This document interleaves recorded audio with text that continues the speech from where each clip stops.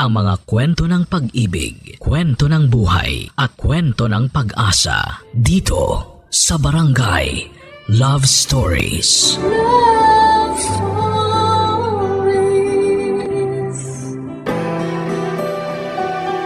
Mahirap magmahal ng taong walang direksyon ang buhay. Walang pangarap, ika nga. Mga salot sa lipunan at kinaiinisan ng lahat. Ikaw kapuso, hanggang kailan mo kayang ipaglaban ang pagmamahal mo sa kagaya nila?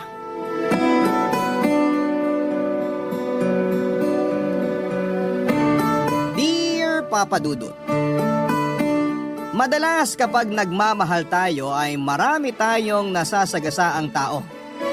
Maraming tumututol na para bang ang pagmamahal ay isang malaking krimen. Yung tipong parang ikaw na ang pinakamakasalanang nilalang na nabubuhay sa mundo. Samantalang ang kasalanan mo lang naman ay nagmahal ka. At ipinaglaban mo ang nararamdaman mo sa mga mapanghusgang kagaya nila. Hello Papa Dudut, ako nga pala si Chestnut. Rakiterang pasaway, 24 years old na ako at ngayon ay nakatira dito sa Nasugbu, Batangas. Matagal na rin po akong tagapakinig ng inyong programang Barangay Love Stories. Minsan, naiiyak ako sa kwento, lalo na kapag nasa kalagitnaan ng eksena. Para bang kasali ako sa usapan nila at galit na galit din ako kapag inaapi ang sender. May mga pagkakataon pa nga na tumutulo talaga ang luha ko, lalo na kapag madrama ang kwento. Pero syempre, mas madalas na kinikilig ako at para akong tanga na tumatawang mag-isa dahil nakakatawa ang mga kwentong binabasa ninyo. Medyo nagdadalawang isip ako noong una na ibahagi ang kwento ko, pero dahil nai-inspire ako sa mga napapakinggang kong kwento ng mga letter senders mo ay minabuti ko na rin pong ibahagi ito sa inyo upang mag-iwan ng magandang aral sa buhay. Papa Dudut, nag-aaral pa lamang ako ng college ay nakikita ko na si CJ sa kanto na dinadaanan ko papasok sa paaralan. Nakagraduate na ako at lahat, andun pa rin siya sa kanto at parang walang inaalala sa buhay kundi ang tumambay. Sa tuwing dadaan ako sa tapat ng barkada nila ay walang araw na hindi niya ako binuburaot. Araw-araw niya akong pinapahanginan ng kung ano-ano at doon ay nagsimula ang kwento naming dalawa, Papa Dudut.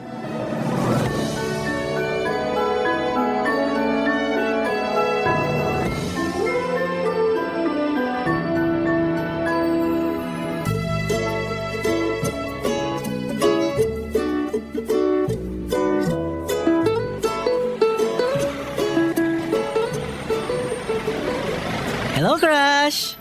Kanina pa kita hinintay dumaan, ha? Late ka na sa usapan natin. Anong usapan? Okay feeling boyfriend lang. Hindi rin makapalang mukha mo, no? Ang taray naman ng bebe ko. Yan ang tipo ko sa babae, eh. Mataray. Huwag mo ako matawag-tawag na bebe. Hindi kita boyfriend. Kilabutan ka nga sa mga sinasabi mo. Tabi nga dyan! Oo na, tatabi na. Relax ka lang. Ito naman, nagbibiro lang naman ako, eh. Pwede ba? Hindi oras ng pagbibiro ngayon. Huwag mo akong simulan, Sus! Hayaan mo na ako. Ikaw lang kasi nagpapasaya sa akin, eh. Huwag ka nang masungit. Promise, pag hinayaan mo akong tawagin kitang bebe, maliligo na ako araw-araw. Tanga! Wala akong pakialam kung magmukha kang taong grasa. Basta huwag mo akong matawag-tawag na bebe. Nakakahiya. Baka isipin ng mga nakakarinig wala akong kahihiyan sa sarili. Ano na lang sasabihin nila? Ang dami namang lalaki rito na maayos tapos sa'yo lang ako mapupunta? Grabe siya, oh. Na-hurt ang feelings ko dun, ha? Alam mo, kaysa maghapon kang nakatambay dito at nambuburaot, maghanap ka kaya ng matinong trabaho para may pakinabang ka sa lipunan. Hindi yung umaasa ka lang lagi sa ayuda. Naghahanap naman ako ng trabaho, bebe ko. Kaya lang yung mga napagkatrabahuhan ko, kundi masusungit, saksakan naman ng kuripot. Ang sabihin mo, tamad ka lang talaga. Sa pagtambay ka lang masipag. Alam mo, nasisira lang ang araw ko sa'yo eh. Hindi na dapat kita kinakausap wala ka namang kwenta. Aray, May feelings din naman ako, no? Grabe ka naman sa akin. Ngayon na nga lang ako umibig, mabubuo kaya pa. Halika na, hatid na kita. Mamaya, bastasin ka sa labas eh. Hindi mo ako ihahatid. Kaya kong lumakad mag-isa. Ibang klase talaga tong baby ko. Yan ang gusto ko eh. Pinahihirapan ako. Pero sa time kong humabol sa babae, baka akala mo. Kaya magpasalamat ka. Inaambunan pa kita ng atensyon ko. Kinatatakutan yata ako rito. Isa pa, kahit tamad akong maligo, marami pa rin babaeng gustong sumiksik sa mabangong kilikili ko. Madiri ka. Huwag mo nga ako ikumpara sa mga babaeng sinasabi mo. Sure ako na hindi rin naliligo yung mga babaeng yun. Kaya bagay kayo magsiksikan. Parehas kayong mababaho. Excuse me nga. Pari ko naman. Sabi ng tabi eh. Oo na, tatabi na. Pwede ba sa susunod na makita mo akong dumaan dito, huwag kang nang uurat. Naaalibadbaran talaga ako kapag nakikita kita. Kaya taritanan mo na ako. Ayokong maaga pa lang sira na yung araw ko. Yan ang hindi ko may papangako. Mahirap yan. Paano naman ang puso ko? Ikaw lang nagpapasaya dito, no? Huwag ganun. Bad yun, baby ko. Ewan ko sa'yo. Kahit anong gawin mo, hindi kita papatulan. Bebe ko, huwag ka magsalita ng tapos. Baka mamaya kapag nakita mo kong bagong paligo, lumuwa ang mata mo. Baka ma-inlove ka din sa akin. Kahit maligo ka ng pabango o pumorma ka na parang mag-aanak ka sa binyag, hindi pa rin kita magugustuhan. Una, wala akong kinabukasan sa'yo. Pangalawa, kailan ka ba huling tumingin sa salamin, ha? Yang buhok mo parang pugad ng manok. Yang pananamit mo ang badoy, ang dugyot pa. Yung amoy mo, malayo palang umaalingasaw na. At higit sa lahat, wala kang trabaho. Kaya nga nagtataka ako sa'yo eh. Bakit ang lakas ng loob mong manligaw? O sige, kung sasagutin kita, anong ipapakain mo sa akin, Aber? Pag nagugutom ba ako, mabubusog ba ako ng amoy ng kilikili mo? Nakakaloka ka? Manap ka nga ng babaeng bagay sa'yo. Huwag ako yung kinukulit mo. Ayaw mo nun, baby ko? Pag sinubukan mo akong mahalin, hindi ka mahihirapan. Matipid ako sa sabon, hindi ako nagsashampoo, hindi ako maluho sa damit, at hindi rin ako madamot. Katunayan, dahil alam kong gustong-gusto ng mga bebot tong pang-romansang katawan ko, naisip ko na laging maghubad. Kaya lagi akong walang suot na t-shirt eh. Pinakikita ko sa kanila to ng libre. Ayan oh, maumay ka sa kakatitig. Yummy, di ba? Kaya hindi ka nalugi sa akin. Ewan ko sa'yo, bastos ka. Wala kang modo. Hindi ka nakakatawa at lalong hindi ka nakakakilig. Wisit! Tamaan ka sana ng kidlat! Ganon palagi ang nangyayari sa amin ni CJ tuwing magkakasalubong kami, Papa Dudut. Hindi ata kompleto ang araw niya kapag hindi niya napapakulo ang dugo ko. Siya lang yata ang lalaking nakilala ko na ubod ng kapal ang pagmumukha. Hindi marunong mahiya. Alam na alam niya kung paano ko siya papansinin dahil sa pang-iinis niya. Dumating ako sa punto na kailangan ko pang umiba ng daanan para lamang makaiwas sa kanya, Papa Dudut. Kahit malayo ang iikutan ko ay nagtsatsaga talaga akong maglakad ng malayo, huwag ko lamang siyang makasalubong. Pero sadya nga yata ang mapagpiro ang tadhana, Papa Dudut. Kahit na anong iwas ko ay nakakasalubong ko pa rin siya at nasisira niya ang araw ko. Pero isang araw, naramdaman ko na lamang na parang hinahanap-hanap ko na rin ang pangungulit niya sa akin. Namimiss ko rin pala ang kakulitan niya. Namalayan ko na lamang na hinahayaan ko na siya sa ginagawa niya. Hinahayaan ko na siya na ihatid ako at unti-unti na ring nahuhulog ang loob ko sa kanya. Pero natatakot akong sabihin o ipahalata sa kanya, Papa Dudut. Kahit alam kong nasasaktan siya sa sinasabi ko ay nagpatuloy ako sa pangmamaliit ko sa kanya. Alam kong masakit ang mga salitang binibitawan ko at sobra na ako. Baka kasi sa ginagawa ko ay tantanan na niya ako at mawala ang nararamdaman ko para sa kanya. Pero kada salitang binibitawan ko ay ako rin ang nasasaktan, ako rin ang nahihirapan. Dahil mahal ko na si CJ, Papa Dudut. Mahal ko na ang tambay na kinaiinisan ko at siya na ang dahilan ng araw-araw na pagngiti ko.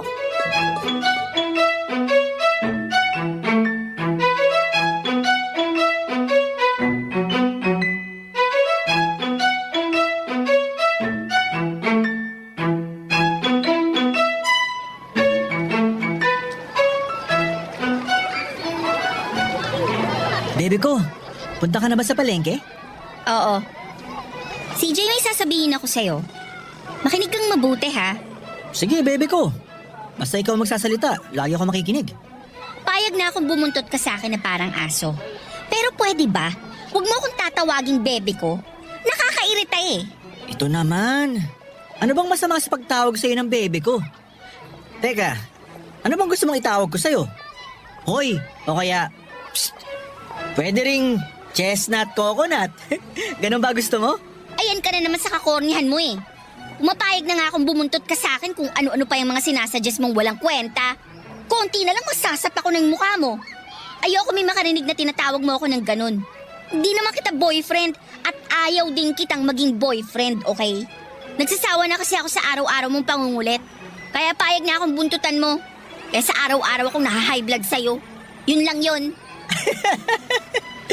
Alam mo, bebe ko, alam ko naman na nagkakagusto ka na rin sa akin eh. Baka nakakalimutan mo, si CJ tong kausap mo. At alam ko na yung mga style nyo mga babae. Kunwari, ayaw nyo. Pero deep inside, gusto rin ako. Aminin mo, gusto mo na rin ako, no? Hoy, aamin na yan. Umamin ka na kasi. Hindi ko naman ipagkakalat na gusto mo rin ako eh.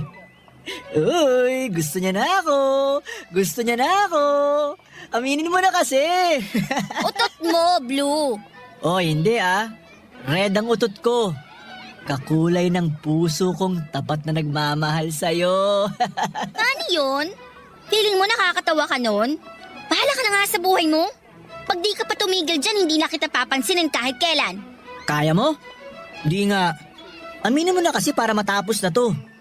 Kaya mo, pag sinagot mo ako, bukas na bukas, maliligo na ako. Wag lang ngayon ha. Wala kasing tubig sa bahay eh. Bukas daw meron na. Teka, amayin ko nga kilikili ko. Okay pa naman. Good pa to. Ano? Payag ka na ba na ikaw na ang bebe ko? Huwag mo nang pigilan. Alam ko namang kinikilig ka eh. Masama daw magpigil ng kilig. Nakaka-UTI. Sige ka, masakit yon. Ano, payag ka na? Hindi, no?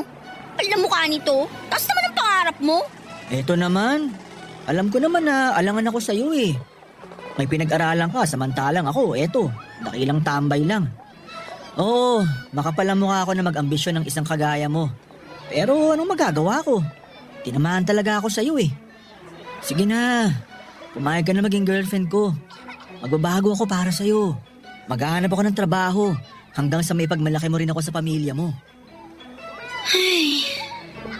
Oo na, sige na. Aminin ko nang nagugustuhan na rin kita. Yun! Sabi na nga ba eh. Di nga ako nagkamali sa hinala ko. Ang saya ko. Para tuloy gusto kong ipasar ang buong kanto tapos magpainom. Baliw! Akala mo naman may pampainom ka. Papayag na akong maging tayo. Pero secret lang muna ha. Ayoko munang may makaalam. Baka kasi pagmulan pa ng away namin ni Mama yan. Kilala mo naman yun. Sige, payag ako. Kapag successful na akong tambay, pupunta ako sa bahay nyo na nakabarong Tagalog with matching makintab na black shoes para mamanhikan. Ewan ko sa'yo. Tara na nga. I love you, baby ko. I love you too. Naging maayos ang relasyon naming dalawa, Papa Dudut. Hindi naging sagabal ang pagiging tambay niya para maging masaya kami. Nakita ko ang unti-unti niyang pagbabago, naghanap siya ng trabaho at natanggap siya kahit sa construction lang, Papa Dudut. Okay na rin, ang mahalaga ay marangal ang trabaho niya. Doon ko nakilala ang pagkatao ni CJ. Mabait naman pala siya, maalaga at mapagmahal. Lagi niya akong pinapatawa kaya nagiging magaan ang sitwasyon naming dalawa sa kabila ng takot ko kapag nalaman ni ng mama na si CJ lang ang boyfriend ko. Pero dahil sa maliit lang naman ang lugar namin, hindi na itago ng matagal ang relasyon namin ni CJ. Nalaman ni ng mama ang totoo at harap-harapang pinamukha sa akin ni mama na hindi ito karapat-dapat na maging boyfriend ko. Ginawa ni mama ang lahat para maghiwalay kaming dalawa. Ipinapahiya at kinukutya niya kami ni CJ at lahat na yata ng masasakit na salita ay narinig namin kay mama. Halos ikulong ako sa bahay, wag ko lamang makita si CJ. Tuwing lalabas ako kundi ko kasama si mama ay pinapasamahan ako sa pinsang kong lalaki. Pero dahil mahal ko si CJ at naniniwala ako na magbabago siya ay pinaglaban ko ang relasyon naming dalawa. Natuto akong tumakas kahit minsan nasasaktan na ako ni mama, mas nanaig pa rin ang pagmamahal ko kay CJ. Madalas kong naririnig na sinasabi sa akin ni mama na ang tanga-tanga ko raw. Pero hinayaan ko lamang siya. Maaring tama si mama. Pero wala namang mali kapag nagmahal, hindi ba? Alam kong pinipilit ni CJ na patunayan sa akin at sa pamilya ko na may magagawa pa siya para magbago. Pero sa tuwing ginagawa niya yon ay para bang sinusundan siya ng kamalasan. Kung di siya nawawala ng trabaho, hindi naman siya natatanggap sa mga pinag-a-applyan niya. Matanggap man siya, lagi namang siyang nakakasama sa mga tinatanggal ng kumpanya. Alam kong gusto nang sumuko ni CJ Papadudut, pero dahil nakikita niya kung gaano ako kapursigidong tulungan siya, ay nagkakaroon siya ng lakas ng loob na lumaban, Papadudut. Barangay Love Stories. Barangay Love Stories. Walang araw na hindi ako inaaway ni Mama, Papadudut. Binabantayan niya kada kilos ko at walang ibang topic sa bahay namin kundi puro tungkol kay CJ. Ang pangahamak niya, ang harap-harapang pagpapahiya sa akin kapag may bisita kami, yon ang madalas na eksena sa bahay namin. Andyan ang sasabihin ni Mama na, "Nako, yung si Chestnut, mare, ewan ko ba dyan? Sayang ang ipinantutustos ko sa pag-aaral niyan. Kung alam ko lang na babagsak sa isang tambayan sana, hindi ko na lang pinag-aral." Hindi ko na mabilang kung ilang beses na akong pinahiya ni Mama, Papadudut. Pero hindi ko alam kung bakit kahit masasakit ang salitang naririnig ko, ay hindi ko pa rin magawang iwanan si CJ. Maraming beses kong kinukumbinsi si CJ na makipaglapit kay Mama. Pero kahit siya ay sumuko na rin dahil nanatiling malamig ang pakikitungo sa kanya ni Mama. Matagal ko nang ipinagdarasal na sana'y dumating ang araw na matutunan din ni Mama na tanggapin si CJ. Lalo na at nakapagdesisyon ako na ayain si CJ na magsama na kami. Nagsasawa na kasi ako sa sitwasyon, Papadudut. Alam kong hindi maganda na sa akin pa magsimula ang pag-aaya na magsama kami ni CJ, pero eto lamang ang alam kong paraan para maging malaya kami. Iniisip ko noon na baka kapag nagkasama na kami ay matutunan din ni Mama na tanggapin si CJ. Pero sobrang tigas ng puso ni Mama, Papadudut. Kaya ako ang mas nahihirapan sa sitwasyon nilang dalawa ni CJ.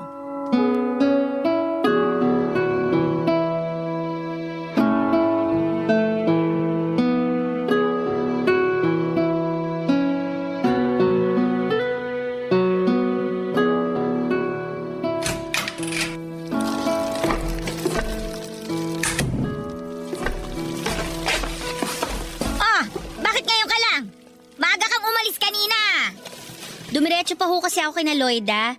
Kinuha ko yung damit na pambenta. May mga bagong dating ho kasi siyang paninda, kaya inagahan ko na para hindi ako maunahan. Buong araw ka na wala, Chestnut. Huwag mong sabihin maghapon ka rin namili ng paninda niya. Akin na nga yung pinamili mo sa palengke. Ito.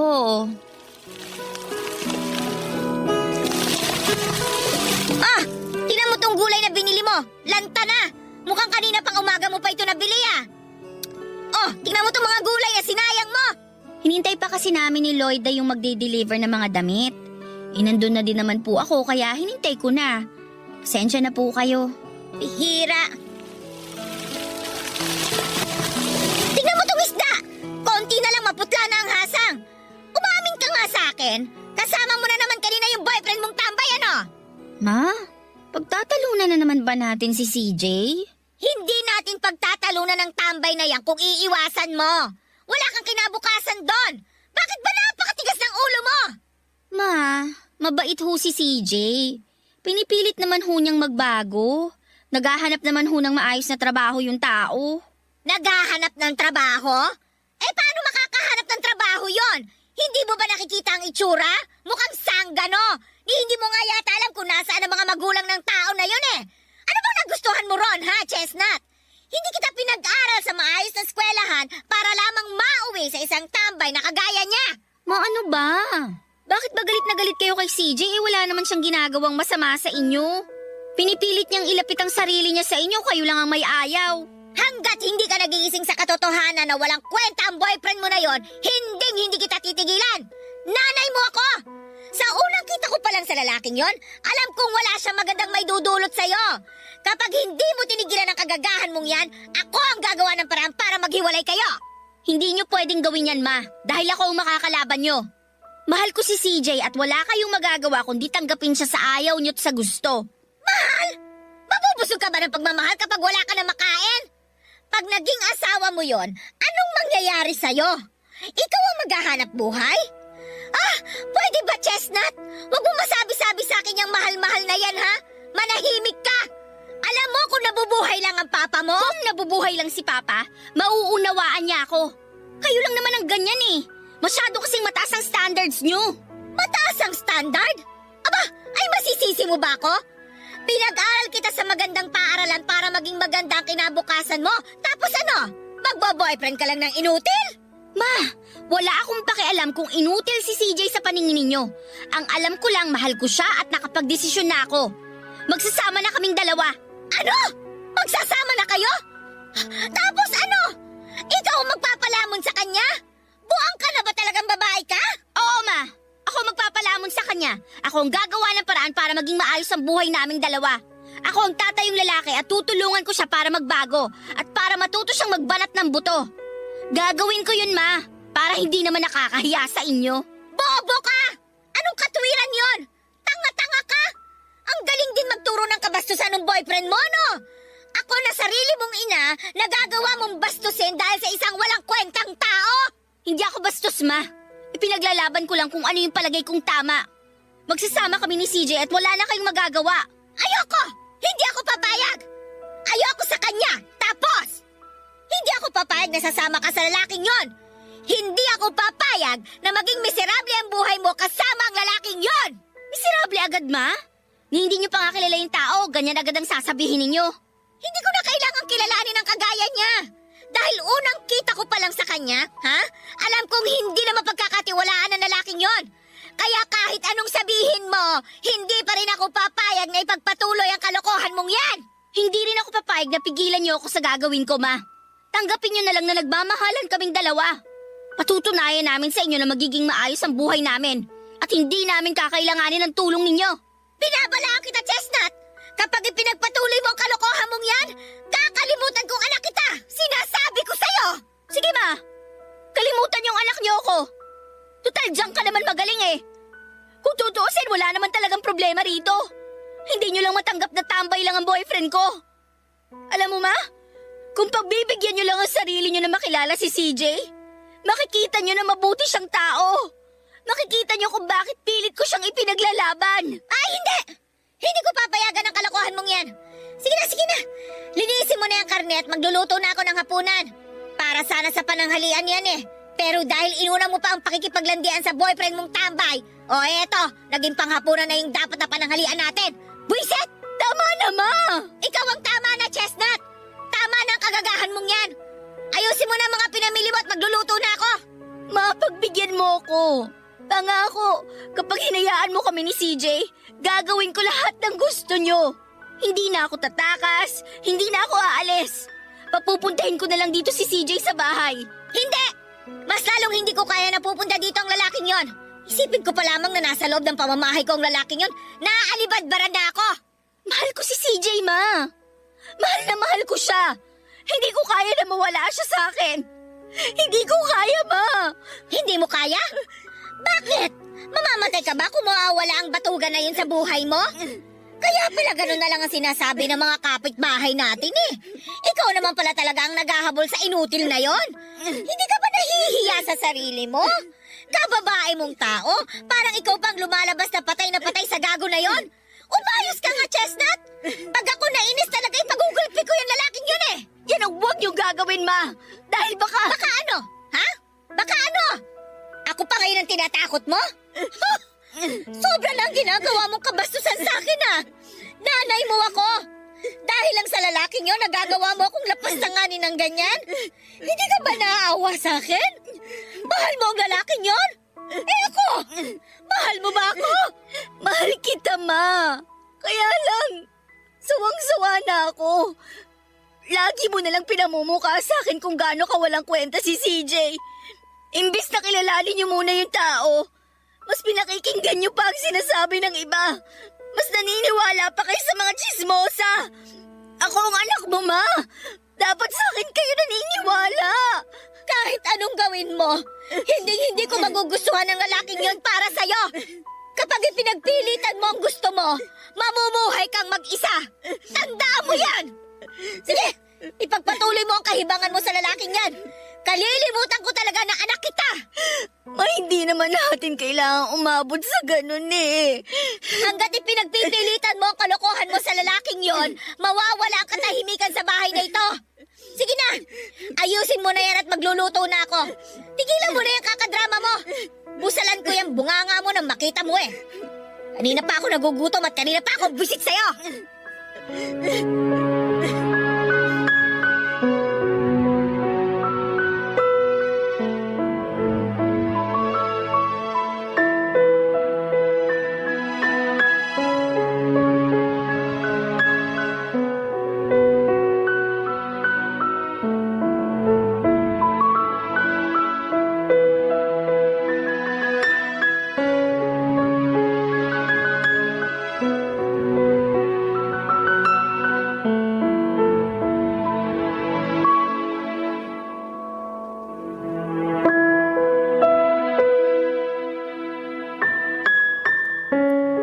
Papadudot kahit laging ipinapahiya ni Mama si CJ ay hindi pa rin kami sumuko dahil nakita ko lahat ng paghihirap ng boyfriend ko para mapalapit kay Mama.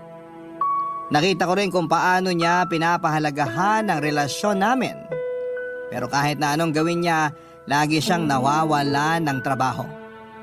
Hanggang isang araw ay naramdaman ko na lamang na parang sumuko na siya.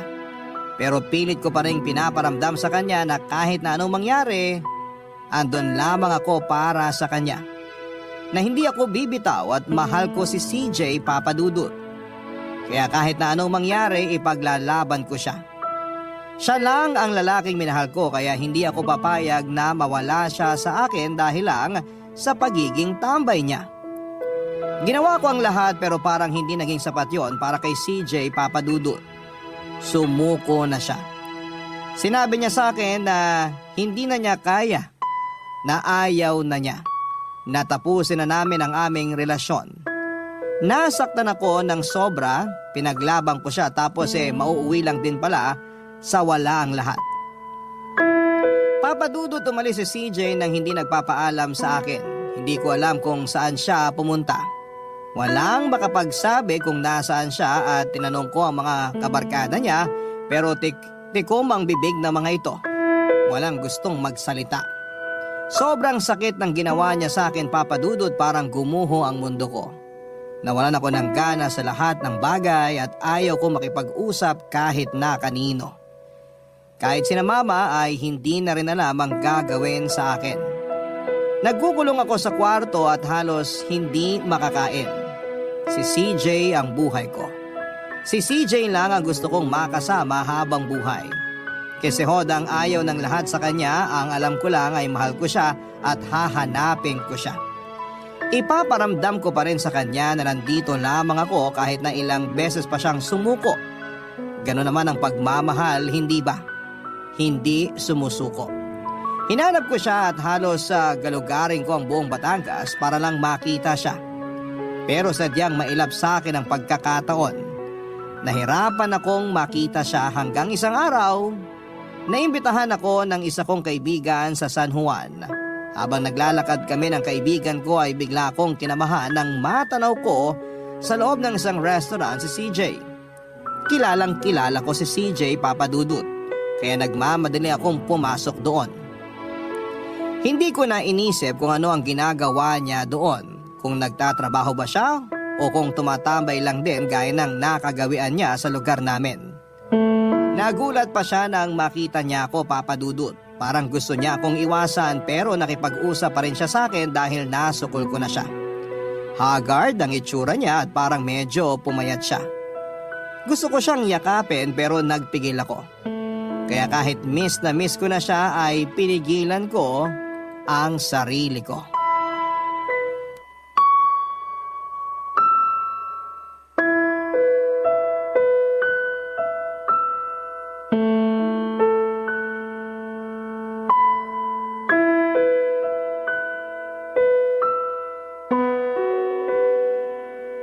Kumusta ka na?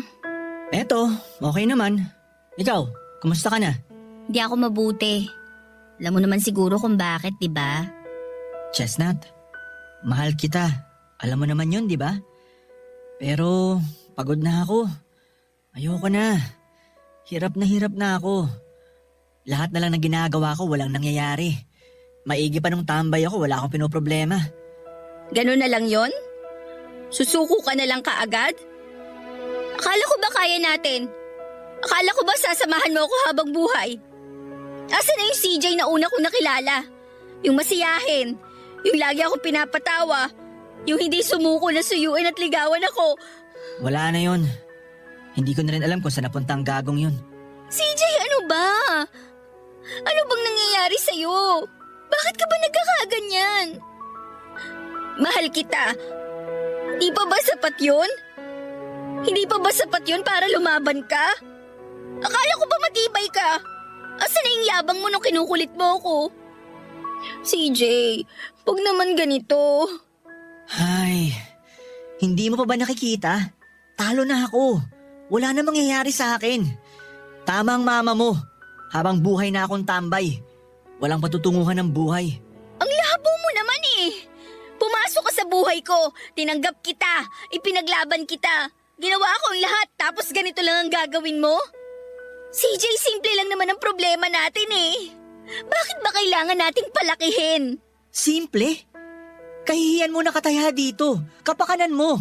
Hindi mo ba nakikita? Talunan ako. Hindi tayo bagay. Huwag mo sayangin ang buhay mo sa akin. May pinag-aralan ka. Maganda ka. Madali ka makakahanap ng lalaking pwede mong ipagmalaki. Hindi yung kagaya ko na walang kwenta. Walang kwenta? Sana naisip mo yan bago mo ako ginulo. Bago ka pumasok sa buhay ko. Sumugal ako sa'yo. Kahit na alam ko na mahihirapan akong baguhin ka. Sumugal ako, CJ. Sumugal ako dahil mahal kita. Hindi pa ba sapat yun? Tapos ngayon ano? Sasabihin mo sa akin na humanap na lang ako ng iba? Hindi, CJ. Hindi ako papayag.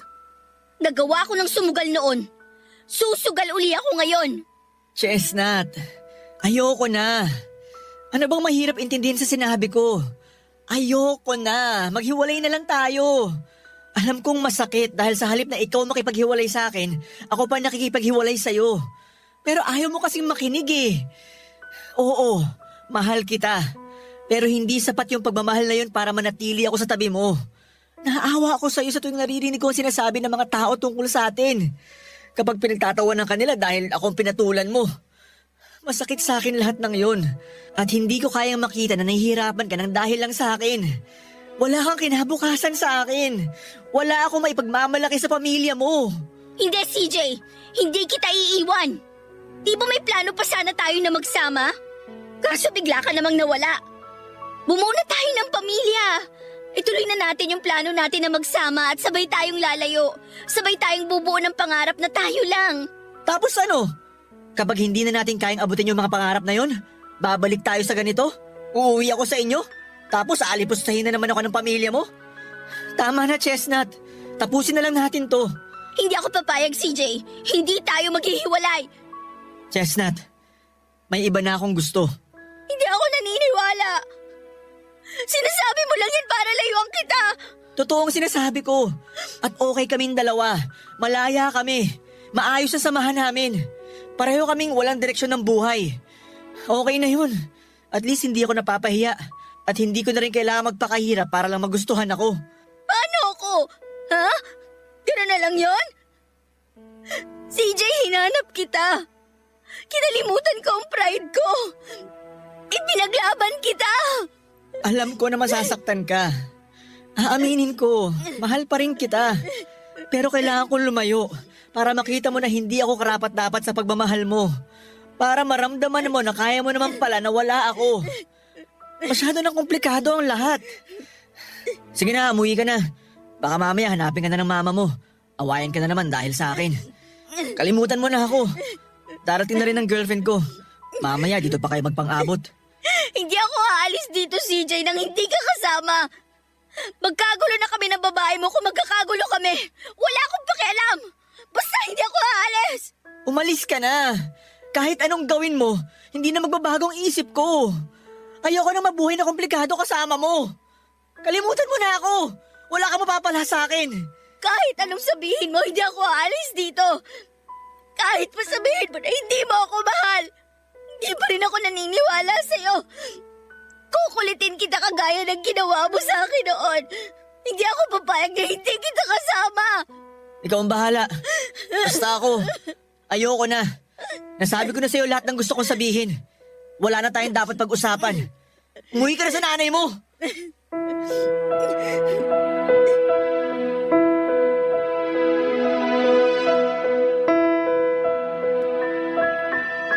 Hindi ko pa rin nabago ang isip ni CJ na huwag makipaghiwalay sa akin ng mga oras na yon, Papa Dudut. Iniwan niya talaga ako at hinayaan na umiyak. Hindi ko inisip na magagawa niya sa akin yon. Ang sakit-sakit dahil mahal na mahal ko siya. Kahit na ilang beses niya akong pinagtabuyan ay hindi pa rin ako nasiraan ng loob. Hindi ako sumuko. Nabaligtad man ang pangyayari at ako na ang naghahabol sa kanya ay wala akong pakialam. Isa lamang ang alam ko sa ngayon. Sabay naming aayusin ang buhay namin ang magkasama at patutunayan sa lahat na kaya namin. Hindi ko siya susukuan, Papa Dudut. Hinding-hindi. Alam ko na mahal niya ako at pilit niya lang na pinapalayo ako sa kanya dahil sa sitwasyon namin. Ilang beses kong ipinaunawa sa kanya na hindi naman malaki ang problema naming dalawa. Simple nga lang kung tutuusin. Pinapalaki lang ng insecurities niya. Hindi naman kailangang maging madrama kung sabay kaming maninindigan sa isa't isa. Pero dahil sa pride niya, lumaki ang problema, Papa Dudut. Kahit ganon ang ugali niya ay pinilit ko pa rin siyang unawain. Pinilit ko pa rin ipaintindi sa kanya ang lahat-lahat. Papa Dudut, alam ko na darating ang araw na babalik ang dating saya ng relasyon namin at gaya ng ginawa niyang pangungulit sa akin noon, ay magiging masaya kami at magmamahala ng gaya ng dati. Kung noon siya ang hindi sumuko para mapasagot ako, ngayon naman ako ang mangungulit at hindi susuko sa kanya, Papa Dudut. Barangay Love Stories. Barangay Love Stories. Aaminin ko na nahirapan ako at halos sumuko na rin para lamang maging maayos muli kami. Pero habang pinipilit ko, pakiramdam ko ay mas lalo siyang lumalayo sa akin. Hindi ako aalis sa San Juan, Papa Dudut, nang hindi ko siya kasama. Ipinangako ko yon sa sarili ko, Papa Dudut. Kasi hodang magmukha akong tanga, gano'n naman ang nagmamahal, hindi ba? Nagiging tanga. Ni hindi ko na nga naisip na nagagalit na sa akin si Mama dahil ilang araw na akong hindi umuuwi. Ang mahalaga kasi sa akin si CJ at ang relasyon namin, liligawan ko siya hanggang sa mapa-oo ko siya. Pipilitin ko siyang sumama, sukdulang talian ko siya at kalad ka rin pabalik ng Nasugbo. Ganon kasi ang alam ko kapag nagmamahal. Hindi dapat sumusuko at hindi dapat basta bibitaw. Laban lang ng laban. At lalaban ako hanggat mahal ko siya. Nakiusap ako sa kaibigan ko na sa kanila muna ako habang inaayos ko ang relasyon namin ni CJ. Mabait naman po ito at pumayag. Pero palagi pa rin niya akong pinapaalalahanan na hindi na tama ang ginagawa ko. Alam ko naman, Papa Dudut, na mukha na akong gaga sa mga pinaggagawa ko pero wala akong pakialam. Ang alam ko lang ay mahal ko si CJ at handa akong gawin ang lahat magkasama lang kami habang buhay. Nahirapan akong kumbinsihin siya, Papa Dudut, lalo na at harap-harapan ang ginagawa niyang pambabaliwala sa akin. Pinangahawakan ko pa rin ang sinabi niyang mahal niya pa rin ako at ang pagmamahal na yon ang gagamitin ko para bumalik siya sa akin. Gaano man kahirap, handa akong magtiis. Sintigas man ang bato ang puso niya, mapapalambot ko yon dahil sa pagmamahal ko.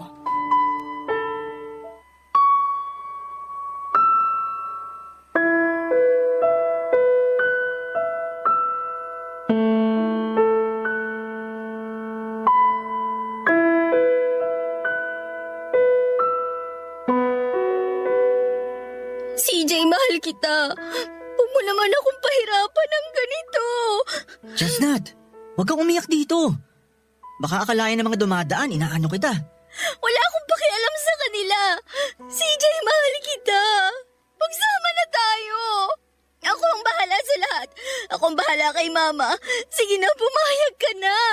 Chestnut, naloloko ka na ba? Magsasama tayo? Wala akong matinong trabaho. Wala akong ipapakain sa'yo. Pambili nga ng sarili kong pagkain, di ko alam kung saan kukunin eh. Tapos magsasama pa tayo? Nahihibang ka na ba talaga? Oo, nahihibang na ako. Oo, tanga ako. Naloloko na ako. Hindi mo ba nakikita kung gaano kita kamahal? Chestnut, alam na alam mo kung anong nangyayari sa ating dalawa, hindi ba? Hindi pa ba malinaw sa'yo ang lahat? Ayoko na. Alin bang mahirap intindihin dun? Huwag ka naman masyadong magpakababa dahil lang sa akin. Wala akong kwentang tao. Hindi mo ba nakikita yun? Nakikita ko, CJ. Nakikita ko kung anong klaseng tao ka. Nakikita ko kung anong buhay meron ka. Pero ang gago mo eh. Tulungan mo rin naman ako. Magtiwala ka naman sa akin na kaya kitang tulungan. Sabay tayong aangat. Sabay nating aayusin ang buhay natin ng magkasama. Magtiwala ka lang sa akin. Hindi kaya na konsensya kung makitang nahihirapan ka. Kung magsasama tayong dalawa, ano mangyayari sa atin? Ikaw magdadala ng pamilya? At ako ano? Palamunin? Aasa sa'yo? Tapos ano? Tatawagin akong pabigat? Walang silbi? Under? Ganon? Hindi ganon yun, CJ. Hindi ganon? Eh ano pala kung di ganon? Sabay nating aayusin ang sarili natin. Sabay tayong magsisikap. Ipapakita natin sa kanila na kaya natin. Na hindi ka basta tambay lang. Nandito lang ako, CJ. Magsama tayo. Sabay tayong aangat pa nga ako. Paano kung matalo uli ako? Paano kung hindi ko pala kaya? Babalik na naman tayo sa dati? Kaya natin, CJ. Kaya natin. Basta magtiwala ka lang sa akin. Nakakatawa, no? Dati akong habol ng habol sa'yo. Pero ngayon, baliktad na. Nakukuha mo pang magbiro sa lagay natin ngayon. Teka, ibig bang sabihin yung pagbibiro mo? Payag ka nang magsama tayo? Magpapakipot muna ako ng konti. Hindi ako easy to get, no? Anong akala mo sa akin? Kaladkaring lalaki? Pumayag ka na kasi. Huwag ka nang magpakipot. Ay, halika nga rito. Bakit ba ang hirap tumanggi sa'yo? Pakis nga. Mwah! Sige, payag na ako. Pero, tutulungan mo ako ha? Oo naman. Pero sandali. Totoo ba na may bago ka ng girlfriend? Wala. Gawa-gawa ko lang yun. Wala kasi akong ibang alam na paraan kung paano kita itataboy eh. Alam ko naman na mahal mo pa rin ako eh. Kaya nga hindi kita sinukuan. Kahit nga nagmumukha na akong tanga, habol pa rin ako ng habol sa'yo. Ewan ko ba? Bilib nga ako sa'yo eh. Akalain mong di ka nagpatalo? Tibay ng alindog ko, no? Pakibot ka pa nung una. Tapos ngayon, ikaw ang habol ng habol. Yabang mo. Ay, nga pala. Pagbalik natin sa Nasugbu mamaya, magpapaalam na ako kay Mama. Sasabihin ko na magsasama na tayo. At kung hindi niya ako payagan, tatakas ako. Sigurado ka na ba talaga? Akong kinakabahan sa gagawin natin eh.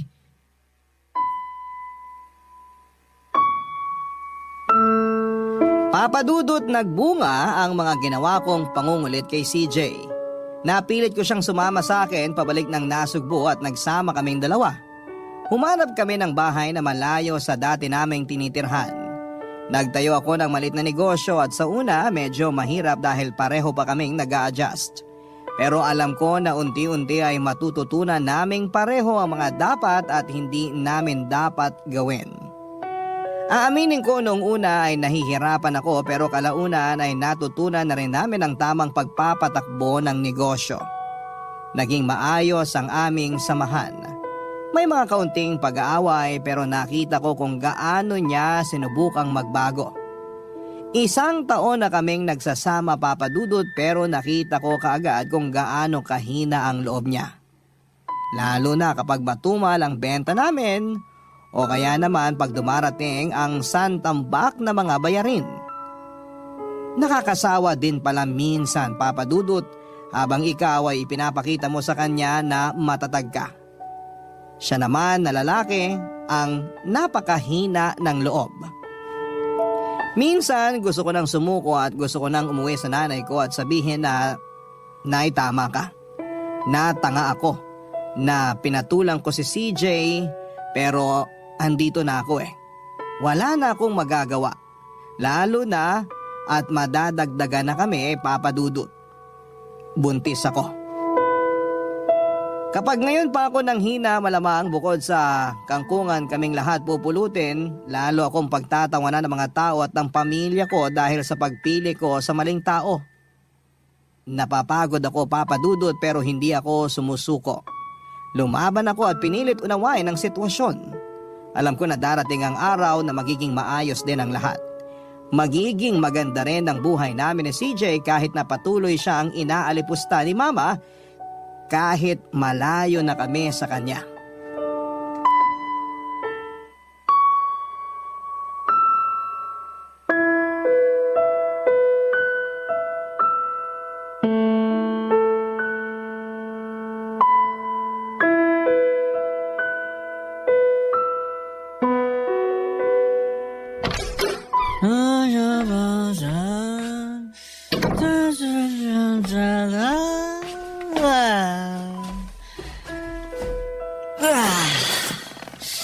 Asawa ko!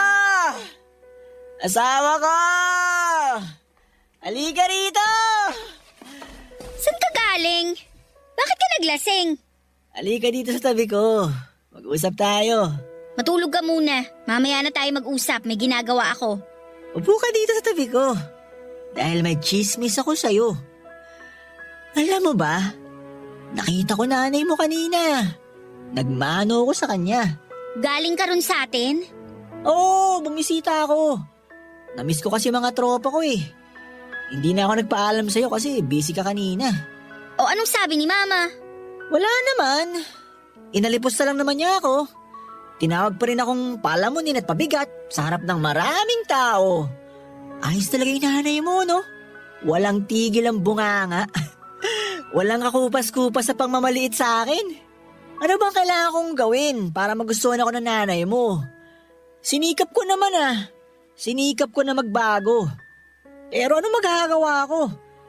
Sa ganito lang talaga ako eh. Oo, wala akong natapos kagaya mo. Mahirap ako. Tambay ako. Pero, inalagaan naman kita. Di kita sinasaktan. Minahal kita. Yun nga lang, sablay ako sa pagtataguyod ng buhay natin. Pero kahit tambay ako, hindi naman ako masamang tao, di ba? Yung iba nga dyan, may pinag-aralan nga, pero bastos naman. Nananakit ng asawa at kung ano-ano pa. Hindi ako ganon, di ba? Mabait ako. Hindi naman ako. Tingnan mo tong taong to. Maglalasing-lasing, hindi naman pala kaya.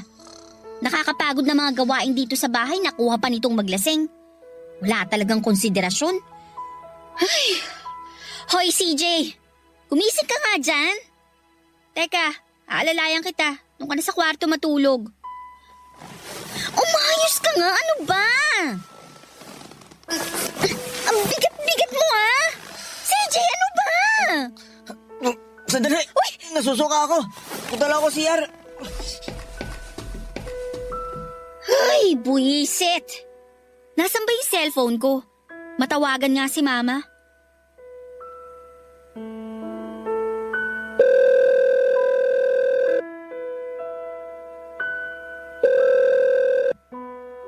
Oh, napatawag ka. Anong kailangan mo? Ma, nagkita raw kayo ni CJ? Oh, bakit? Ano na naman ang sinumbong ng batukan mong asawa sa'yo? Sinisiraan na naman ba ako? Ma, pwede ba tigilan nyo na si CJ? Maayos na ho siya. Ako nang nakikiusap sa inyo. Pabayaan nyo na kami. Pabayaan? O ano bang ginagawa ko? Hindi nga ba't pinababayaan ko na kayo? Lumayas ka sa bahay at pinili mo ang lalaking yan. Hinabol ba kita? Hindi, di ba? Pinakialaman ko ba ang buhay ninyo kahit na masakit sa akin ang ginawa mo? Nanay mo ako. Pero mas pinili mo magpakatanga sa lalaking yan. Saan ba ako nagkulang sa'yo, ha? Ginawa ko ang lahat para mapabuti ka. Pinagsalitaan ko na naman ang masama yung asawa mo kanina. Pero masisisi mo ba ako? Nanay mo ako at hindi ko gusto na mapahamak ka. Hindi ko rin gusto na naaabuso ka niya. Akala mo ba ganun kadaling tanggapin ang lahat? Magiging nanay ka rin. Mauunawaan mo rin ako pagdating ng araw. Ma, alam ko naman na kapakanan ko lang ang iniisip ninyo. Pero sana naman bigyan nyo ng pagkakataong magbago si CJ. Kundi man para sa akin, para na lang sa magiging apo ninyo. Hindi ba mas maganda kung maayos tayong lahat na palalakihin natin ng baby namin ng masaya tayo? Ma, wala naman akong ibang hinihiling sa inyo. Kaya please, pagbigyan nyo na ako. Hindi. Hanggat nakikita ko ang lalaking yan, hindi ko matatanggap na ipinagpalit mo ako sa kanya. Tatanggapin lang kita kung wala na sa buhay mo ang batugan na lalaking yan. Pero yaman din lamang na talagang hindi na kita mapipigilan. Abay sige, bahala ka na sa buhay mo. Ipagdasal mo na wag sanang dumating ang araw na lalapit ka sa akin na umiiyak dahil iniwan o sinaktan ka ng lalaking yan. Kasi wala na akong pakialam sa'yo. Ma, pwede bang... Ay, pinatayan ako ng phone. Kakainis.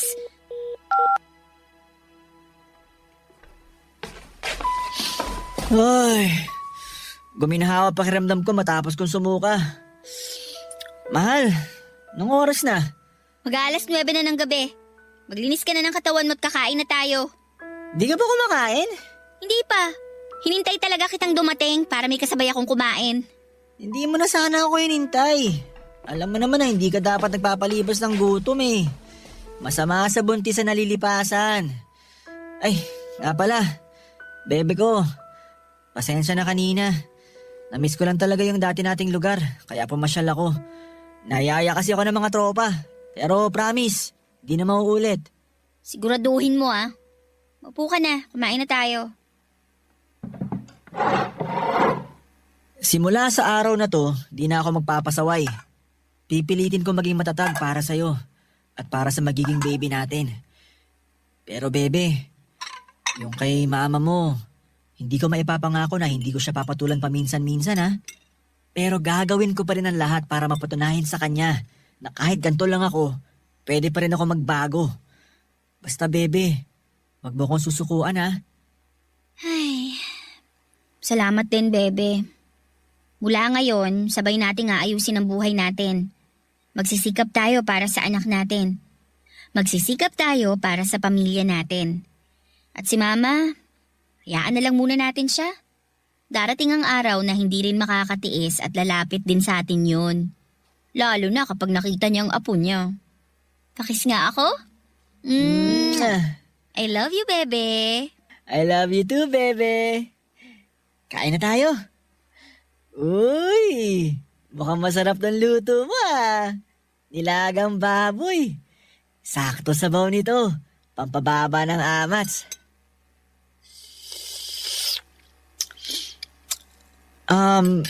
Bebe, bakit parang kulang ata sa asin? Ilang kilong asin ba nilagay mo dito?